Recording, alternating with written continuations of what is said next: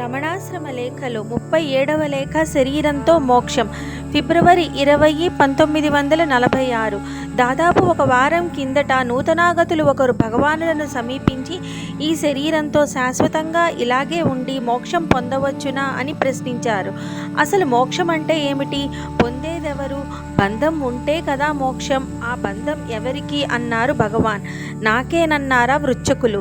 నీవంటే ఎవరు? బంధం నీకు ఎలా వచ్చింది? ఎందుకు వచ్చింది అని ముందు తెలుసుకుంటే ఈ శరీరంతో శాశ్వతంగా ఉండి మోక్షం పొందే విషయం ఆలోచిద్దాం అన్నారు భగవాన్.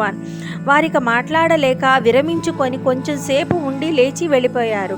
వారు వెళ్ళిన వెనక అనుగ్రహపూరిత దృక్కులతో అందరినీ చూచి చాలామందికి ఇదే ప్రశ్న, ఈ శరీరంతో ఇట్లాగే మోక్షం పొందాలి అని. ఇదొక సంఘం. ఇప్పుడే కాదు, పూర్వం కూడా ఎందరెందరో కాయకల్ప వ్రతాలని అవని ఇవని ఏవేవో చెప్పి ఈ శరీరాన్ని వజ్రతుల్యం చేయవచ్చని, ఈ పొందితోనే కైలాసానికి పోవచ్చని శిష్యులకు బోధించడమే కాక ఎన్నెన్నో గ్రంథాలు రాసి పెట్టేవారు.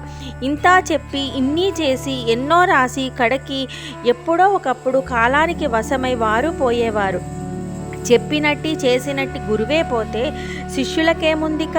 ఇప్పుడు చూడండి, ఇంకొక క్షణం ఏమవుతుందో మనకు తెలియదు. ఈ శరీరం నేను కాదని విచారించి తెలిసి దాన్ని లక్ష్యం చేయని వైరాగ్యవంతునకు కానీ శాంతి కుదరదు. శాంతి కుదరకుంటే కదా మోక్షం.